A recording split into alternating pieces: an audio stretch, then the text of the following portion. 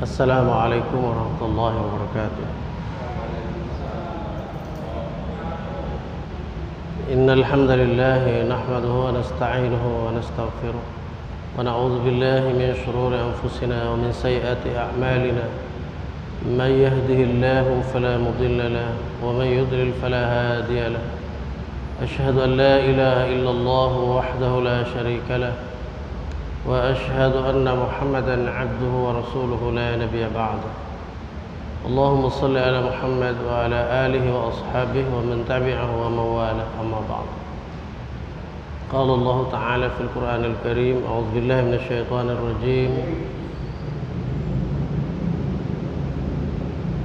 يا أيها الذين آمنوا اتقوا الله وقولوا قولا سديدا يصلح لكم أعمالكم ويغفر لكم ذنوبكم ومن يطع الله ورسوله فقد فاز فوزا عظيما.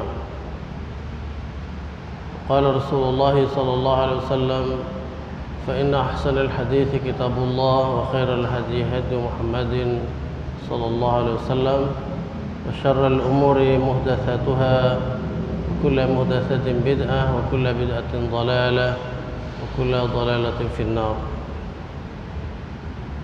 Ikhwatal iman, azani Allah wa iyyakum, saudara-saudaraku kaum muslimin dan muslimat, mari kita awali majlis pada malam hari ini dengan membaca doa menuntut ilmu. Bismillahirrahmanirrahim. Rabbi zidni ilma, Allahumma anfa'ni bima 'allamtani wa 'allimni ma yanfa'uni warzuqni ilma yanfa'uni. Pada malam hari ini kita memasuki hadis yang ke-463, bagian dari salat musafir dan orang-orang yang sakit.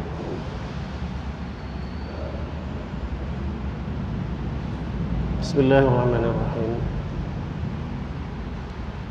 An Mu'adz radhiyallahu anhu qala: kharajna ma'an Nabi sallallahu alaihi wasallam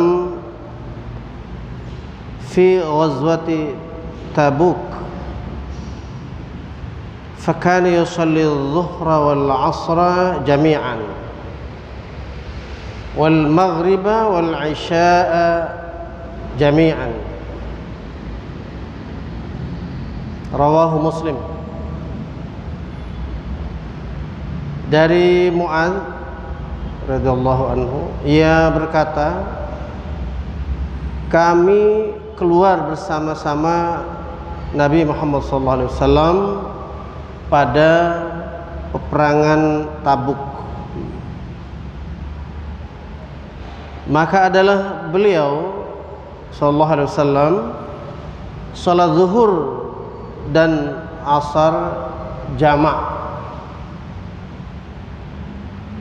dan salat maghrib dan isya jamak pula. Diriwayatkan dia oleh Imam Muslim.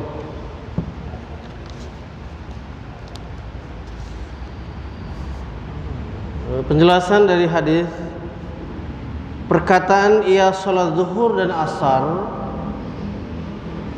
kemudian berangkat, itu ada dalam Bukhari dan Muslim, tidak memakai kata-kata dan asar. Karena itu ada yang menganggap kata-kata dan asar, ya, jadi ada kata zuhur dan asar ya para ikhwan, itu satu tambahan yang asing ya. Karena itu pula ada ulama yang melemahkan riwayat-riwayat Imam Hakim yang memakai tambahan dan asar. Ini terdapat keterangan ini dalam kitab Subul Salam jilid 2 halaman 34 dan Nailul Autar jilid 3 halaman 263. Selanjutnya hadis itu menerangkan bahwa di dalam safar boleh kita kerjakan jamak takdim dan takhir antara zuhur dan asar. Begitu pula dengan maghrib dan isya. Sedikit tambahan kalimat jamak takdim dan jamak takhir ya. Takdim artinya mengedepankan. Zuhur dengan asar dikerjakan di waktu yang depan, di waktu yang pertama, di waktu zuhur. Demikian dengan maghrib dan isya dikerjakan pada waktu maghrib. Sebaliknya ada jamak takhir, jadi dimundurkan mengikuti waktu yang kedua, waktu yang akhir. Contoh tadi zuhur dengan asar dikerjakan kedua-duanya di waktu asar, ya, di waktu asar. Demikian juga dengan salat maghrib dan salat isya dikerjakan dua-duanya pada waktu isya. Atau juga bisa bermakna bahwasanya dimundurkan bersama-sama, sudah waktunya zuhur ya, zuhur itu sudah di akhir sekali waktu zuhur, dikerjakanlah zuhur bersambung dengan masuknya waktu asar ya. Terutama ini dalam keadaan safar atau perjalanan. Demikian juga dengan maghrib dan isya, itu takhir. Baik, kita lanjutkan dengan hadis 464. An Ibnu Abbas radhiyallahu anhu qala qala Rasulullah sallallahu alaihi wasallam la taqsuru as-salata fi aqalla min arba'ati burud min Makkah ila Usfan, rawahu Daruqutni bi isnadin dhaif. Wasahihu annahu mauquf. Ya, kada akhrajahu Ibnu Khuzaimah. Dari Ibnu Abbas radhiyallahu anhu, ia berkata, telah bersabda Rasulullah sallallahu alaihi wasallam, janganlah kamu qasar salat pada perjalanan yang kurang daripada 4 barid ya, yaitu antara Makkah dengan Usfan. Diriwayatkan dia oleh Daruqutni dengan isnad yang lemah ya. Dan menurut pendapat yang sahih bahwasanya ia itu adalah mauquf. Demikianlah dikeluarkan dia oleh Ibnu Khuzaimah ya. Nanti akan ada ketentuan lain dalam hal salat yang bisa di jarak yang bisa buat mengqasar dan menjamak salat dalam safar. Berikut hadis 465. An Jabir radhiyallahu anhu qala qala Rasulullah sallallahu alaihi wasallam khairu ummati alladhina idza asa'u istaghfaru wa idza safaru qasaru wa aftaru, akhrajahu Tabarani fil Awsat bi isnadin dhaif wa huwa fi mursal Sa'id ibn al-Musayyab inda al-Baihaqi mukhtasaran. Dari Jabir radhiyallahu anhu, ia berkata, telah bersabda Rasulullah SAW, sebaik-baik umatku ialah mereka yang apabila berbuat kesalahan mereka meminta maaf atau minta ampun, beristighfar. Dan apabila bepergian mereka mengqasar salatnya dan berbuka saumnya. Artinya tidak saum gitu, tidak berpuasa dalam safar, dalam perjalanan. Dikeluarkan dia oleh Tabarani di dalam Al-Awsat dengan isnad yang lemah, dan ia itu tersebut di dalam kitab Mursal Sa'id bin Al-Musayyab di sisi Imam Baihaqi dengan ringkas. Kita lanjutkan hadis 466. An Imran ibni Husain radhiyallahu anhu qala kanat bi bawasir fasa'altu an-nabiy sallallahu alaihi wasallam 'anis shalah faqala shalli qa'iman fa illam tastati faqa'idan fa illam tastati fa ala jambin, rawahul Bukhari. Dari Imran bin Husain radhiyallahu anhuma, ia berkata, ada pada diri saya penyakit wasir ya, atau panjang adalah bawasir ya. Saya bertanya kepada Rasulullah SAW tentang perihal salat ya, masalah salat. Maka bersabda beliau SAW, salatlah dengan berdiri. Jika tidak bisa ya, karena penyakit tadi ya, maka boleh dengan duduk, salat dengan cara duduk. Jika tidak bisa, yaitu dengan berbaring. Nanti insyaallah akan ada hadisnya bahwa bagi catatan salat duduk itu seperti apa cara duduknya beliau Rasulullah SAW, yaitu duduk dengan bentuk segi empat atau bersila sebutannya. Ya.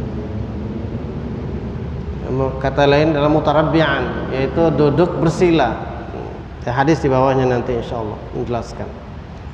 Ini khusus menjelaskan tentang perihal salat yang duduk itu. Apakah duduknya seperti orang salat di rakaat yang kedua, duduk iftirash ya, ataukah duduk seperti orang pada rakaat yang terakhir salat tawarruk, ataukah duduknya mutarabi'an, duduk bersila.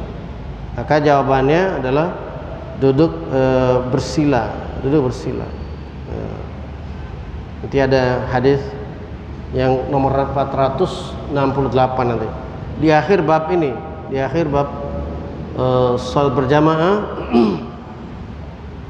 salat orang musafir dan salat orang sakit maksudnya.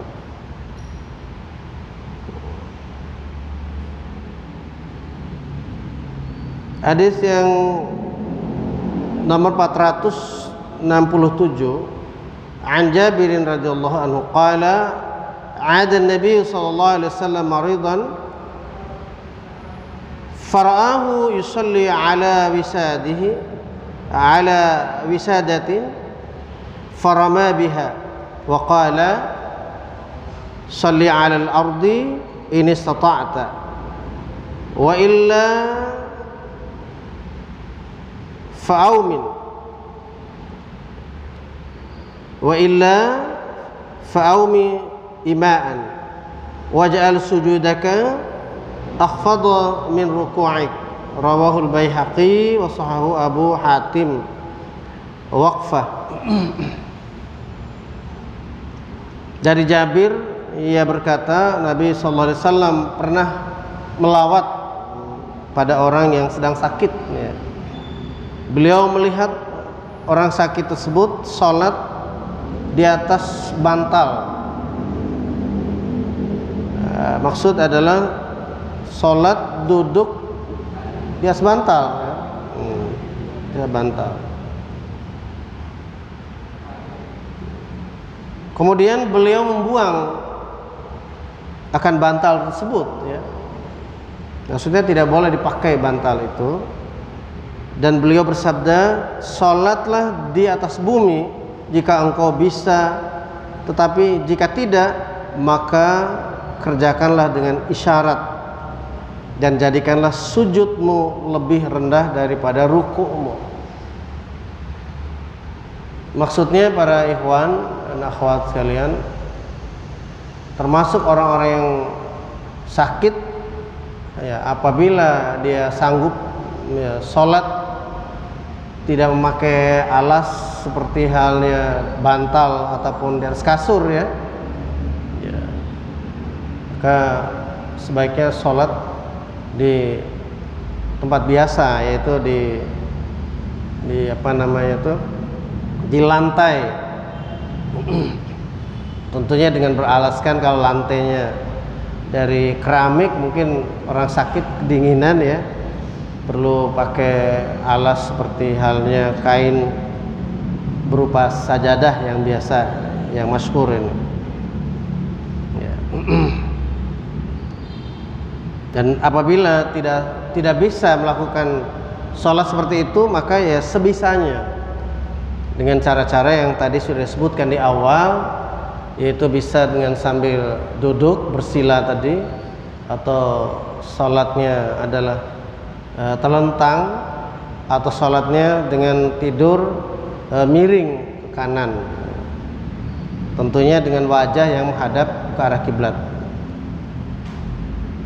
Baik.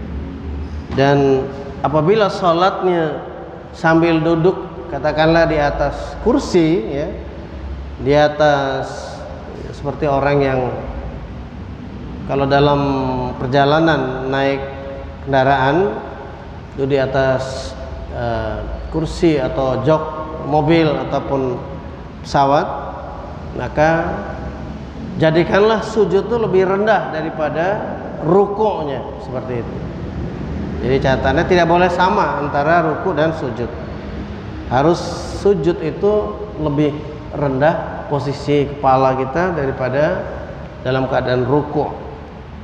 Diriwayatkan dia oleh Al-Baihaqi dan Abu Hatim yang mengesahkan kemauqufannya. Hadis akhir daripada salat musafir dan orang sakit ini, hadis 468. An Aisyah radhiyallahu anha qalat ra'aitu an-nabiy sallallahu alaihi wasallam yusalli mutarabbi'an. Nah, ini tadi dari Aisyah radhiyallahu anha, ia berkata, saya lihat Rasulullah sallallahu alaihi wasallam salat bersila, maksudnya salat dalam keadaan salat sambil duduk, duduknya mutarabbi'an. Dalam bahasa kita adalah duduk bersila, seperti ini, duduk bersila, duduknya. Diriwayatkan oleh Nasa'i, rawahu Nasa'i wa sahahu Al-Hakim, dan disahkan dia oleh Al-Hakim. Demikian para ikhwan, barangkali ada hal yang ditanyakan dari 1, 2, 3, 4, 5. Ya, 6 hadis ini falyatafadhal, silakan, dipersilakan.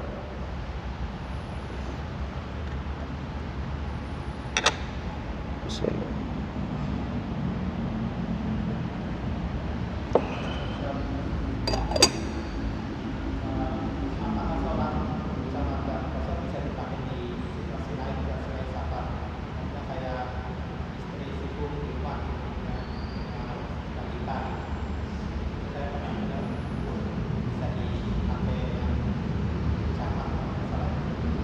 Ya, baik. Ada pertanyaan saudara kita bahwa bagaimana kalau istri sibuk di rumah ngurus anak, apakah boleh dia menjamak sholatnya? Lebih dari itu, apakah boleh dia mengqashar sholatnya? Ya. Dalam hal ini sesuai dengan hadis bahwasanya bicara masalah jamak dulu, adalah yang dibolehkan jamak ini adalah bagi mereka yang safar.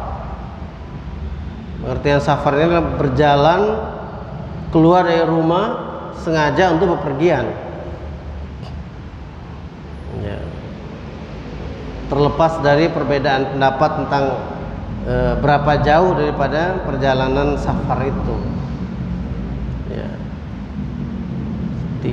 3 marhalah atau 3 mil, 3 amyal, itu sudah merupakan patokan yang terpendek di dalam memutuskan bahwa ini adalah sebuah safar untuk qasar dan jamak. Bagi orang yang masih di rumah,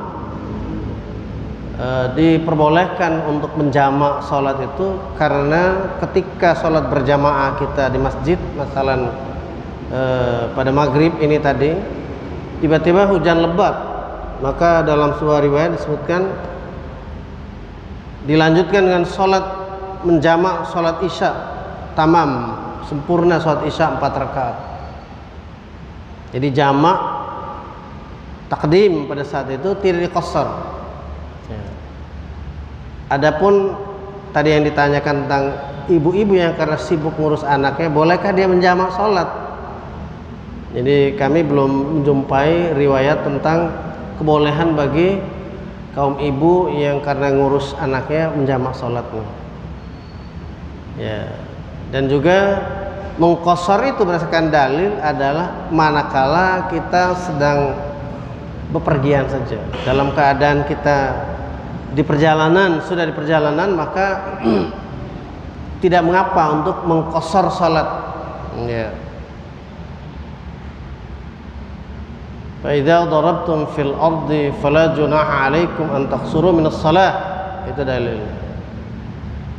Apabila kamu dalam keadaan bepergian, ya, tidak mengapa atau tidak berdosa bahwasanya kalian mengqasar salat. Hanya dalam bepergian saja. Jadi dalam isi daripada ayat Allah SWT itu maknanya adalah membolehkan bagi orang yang dalam perjalanan saja untuk mengqasar daripada salat, meringkas dari salat yang 4 rakaat menjadi 2 rakaat. Ya.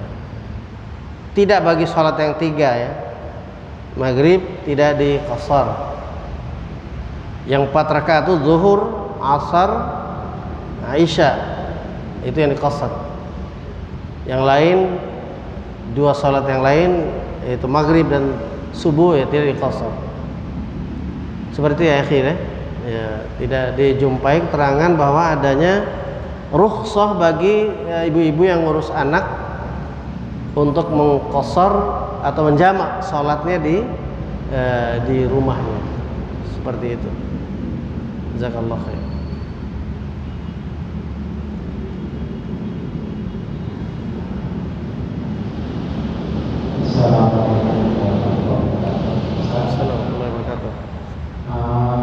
Batasan jamaah itu kalau kita musafir berapa hari bisa?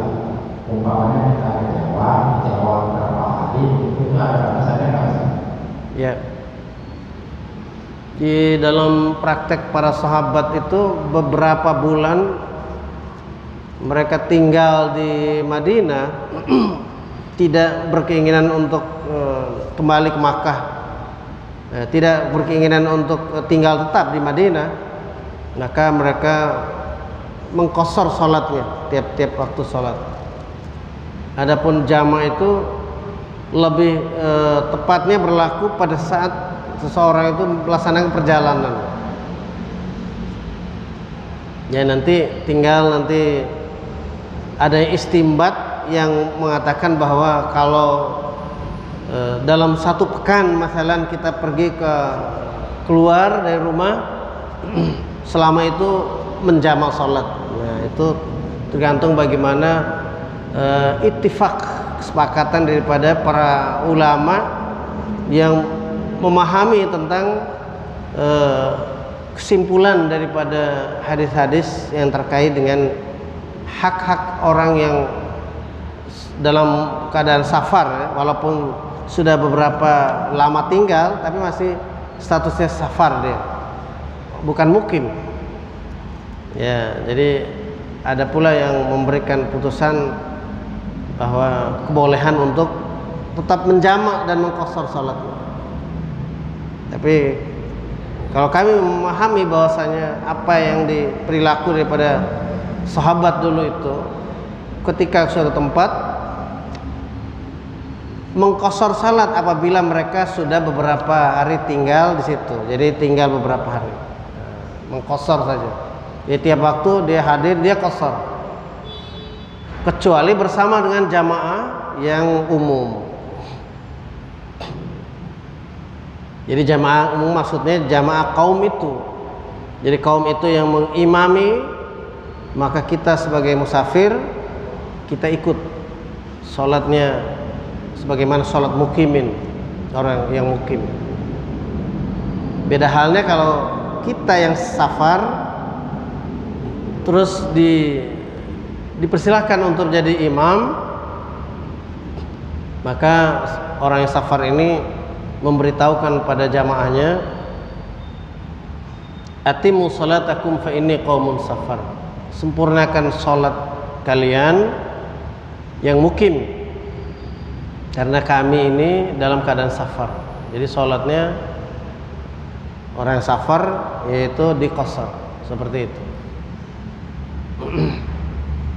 Jadi selamat belum kembali ke kampung halamannya, tempat tinggalnya semula, maka tetap disebut orang yang safar. Dan lebih haknya itu pada mengqashar sholat tiap-tiap waktu. Tiap-tiap waktu qashar.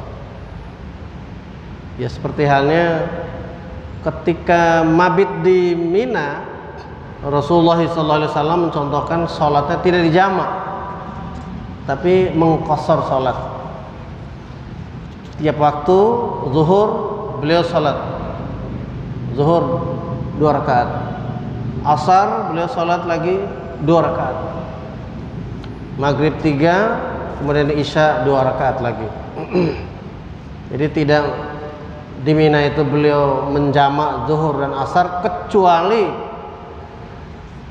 pada waktu memasuki wukuf di Arafah beliau menjamak dan mengqashar jamak takdim salat zuhur dan asar di Masjid Namira. Masjid Namira yakni masjid yang ada di luar kawasan atau area untuk wukuf sebelum pintu gerbang masuk. Itu posisinya sekarang ini sudah ada, maksudnya pintu gerbang itu artinya ada gapura besar yang tempat, mungkin gapuranya mungkin sebesar selebar masjid ini, jalanan sebelum masuk dalam gapura itu di luarnya ada Masjid Namira namanya. Di situ beliau salat zuhur dan asar dan berkhutbah.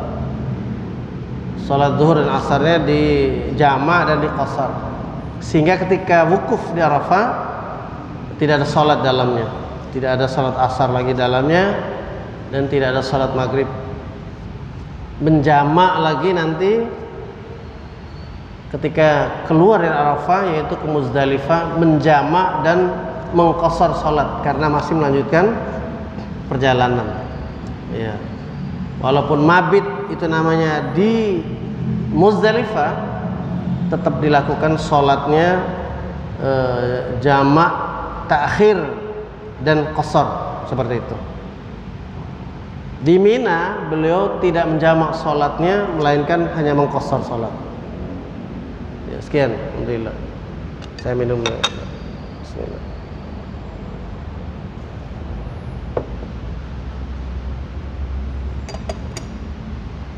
Sudah? Awal kasusnya begitu, kalau kita kan akan perjalanan sebelum asar, terus 6 asar, kita mau sholat asar di masjid, ternyata udah ada maghrib, gimana Ustaz? Apakah kita sholat maghrib dulu apa asar dulu? Sedangkan itu masih ada maghrib. Iya. Baik. Ketika kita turun dari mobil pas adzan, ya, kita segera melaksanakan sholat asar karena tadi belum asar, Pak, ya. Tidak diduga-duga untuk perjalanannya. Tadi sebelumnya nggak dijamak dengan zuhur. Diutamakan untuk sholat asar dulu, sholat asar, karena itu masih tanggungan Anda sebagai yang meninggalkan waktunya tadi. Sama kasusnya seperti orang yang tadi lupa dia tidak sholat asar, ketika dia ingat segera sholat perintahnya, ya sholat. Terus bagaimana dengan sudah masuk waktu maghrib, ya nanti maghrib kita akan mengikuti berjamaah dengan imam.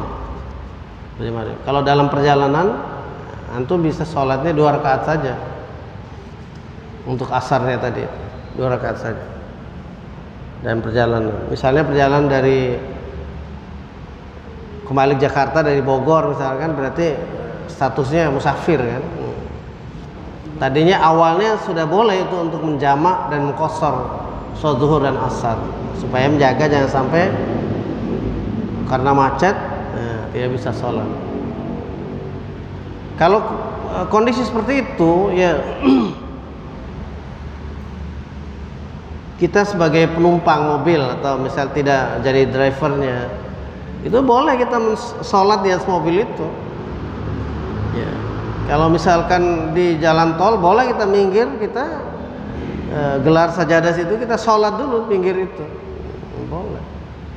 Insya Allah boleh. Kecuali dalam kondisinya kita sedang bawa mobil sendiri dan bawa mobil. Kalau bawa mobil sendiri malah lebih bagus ya, lebih bisa minggir dan kita laksanakan sholat dulu 2 rakaat.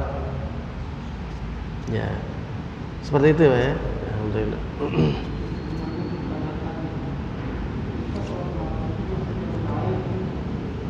Ya.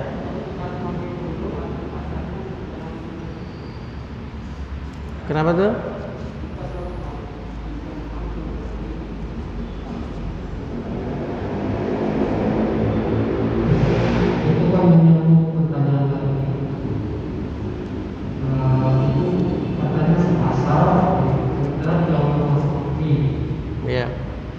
Jika sholat maghrib tidak dimulai, apakah sholat asar menyusul setelah maghrib? Ya. Atau harus asar dulu? Ya, itu betul, saya sudah paham. Jadi ini perlu ada istimbatnya. Ya, karena ini permasalahannya mana yang lebih dahulu, apakah mengikuti imam untuk sholat berjamaah maghribnya, ataukah sholat asarnya kita laksanakan dulu. Ya. Tapi kalau kami diminta untuk pendapatnya, ya sebelum putusan istimbat, kami bilang kasih tahu pada imam, saya musafir dan ketinggalan saya saat asar. Maghribnya saya minta diundur kira-kira 5 menit untuk qomatnya. Saya salat asar dulu. Saya kira seperti itu. Dan kita ini saudara semua, muslim. Kasih tahu pada yang qomat nanti imamnya, boleh, insyaallah. Kami pernah juga melakukan seperti itu di pesantren di Cilengsi. Untuk yang baru sampai, kita belum sholat maghrib, sebentar lagi mau adzan isya. Kita satu orang untuk memberitahu dulu imamnya atau yang adzan nanti untuk menunda sedikit supaya kita sholat isyanya sama dengan situ. Jadi kita sholat maghrib jamak langsung dengan isya itu. Ya seperti itu, Pak. Kalau di jamak permasalahannya tidak terlalu sulit ya. Ini permasalahan tadi yang ditanya soal asar yang haknya itu untuk jamak takdim ada ya, tapi luput waktunya karena sudah tadi tidak dijamak. Nah ini harus ada kesepakatan dalam istimbat dulu ini oleh seorang imam atau khalifah kaum muslimin untuk memberikan fatwa perihal ini. Tapi secara pribadi kami memahami hukum secara pribadi itu kan, walaupun kita ini karena masih belum mengumpulkan dalil-dalil untuk diistimbatkan, maka kami condong untuk melakukan haknya sholat yang terdahulu. Ya, kami sebentar. Kami mengambil hal ini sesuai dengan urut-urutan sholat jamak itu sendiri, maghrib dengan isya. Ketika sudah masuk waktu isya, kita menjamak takhir salat maghrib dan isya, maka bukan isya dulu yang didahulukan, melainkan maghrib dululah yang didahulukan baru salat isya. Kami memahami seperti itu.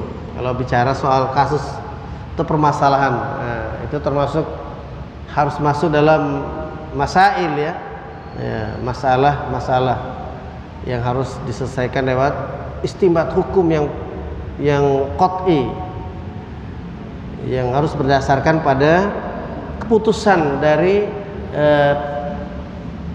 pimpinan umat Islam, pemimpin umat Islam yang bertanggung jawab di hadapan imam nanti, di hadapan Allah SWT. Karena Nabi bersabda, al-imamu junnah, imam itu sebagai perisai, benteng di dalam urusan menetapkan hukum yang sudah diistimbatkan, ya seperti itu. Silakan. Waalaikumsalam.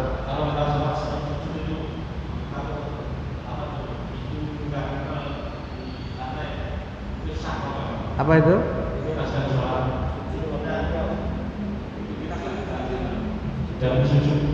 Sujud? Oh, sujud tidak nempel di lantai. Oh gitu. Oh ya, maksudnya itu apakah posisinya pas masker atau tanpa masker? Posisi hidung tuh harus nempel di lantai gitu intinya. Ya, iya.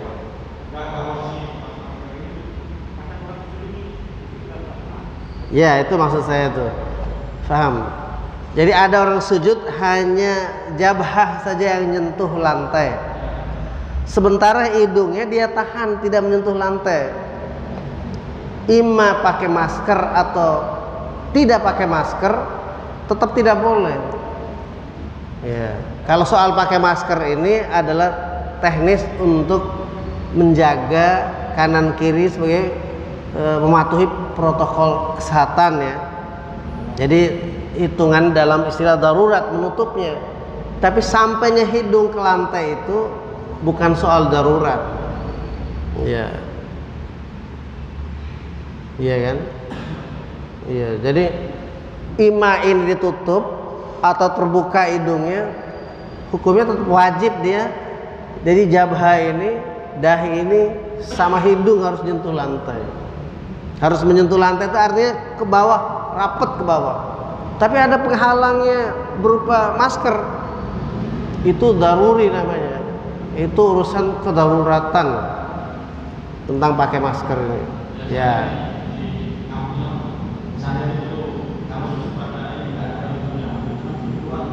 Iya, jadi ada yang sujud itu kayak ayam matok istilahnya. Nah, jadi posisinya kepalanya baru nyampe di jidatnya aja, dia tidak mau seperti ini, agak sedikit seperti ini supaya rata, ya kan? Apalagi hidung kita ini, mohon maaf istilahnya, belakangan nyampe di jidat kadang-kadang ya. Kalau Arbi ya duluan hidung daripada jidat ya istilahnya, duluan hidung daripada jabha ataupun apa ini dahi ya. Kalau kita kadang-kadang maju jabha daripada hidung, jadi harus perlu sedikit begini ya. Ya secara dalil yang mendasar ya tidak sempurna sujudnya, karena harus ketujuh anggota sujud itu, ya ini muka, dua telapak tangan, kemudian dua lutut dan dua ujung jari-jari kaki, ya kan, yang dirapatkan. Wajah ini sempurnanya adalah jabha ini dengan anfun, ya hidung, dengan hidung Pak. Ya, ya Pak. Alhamdulillah. Saya kira sudah untuk pertanyaan ini. Mari kita gimana mutar? Masih.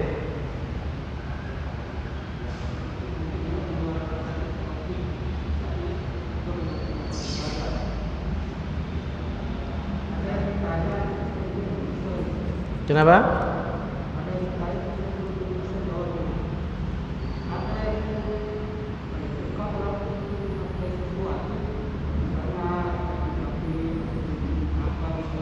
Kurang dengar, kasih ini.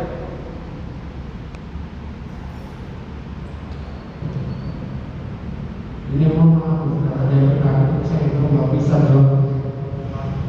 Ada yang bertanya jika ada orang yang memakai sesuatu, kata saja itu jampi-jampi atau mungkin bahasa gampang sihir.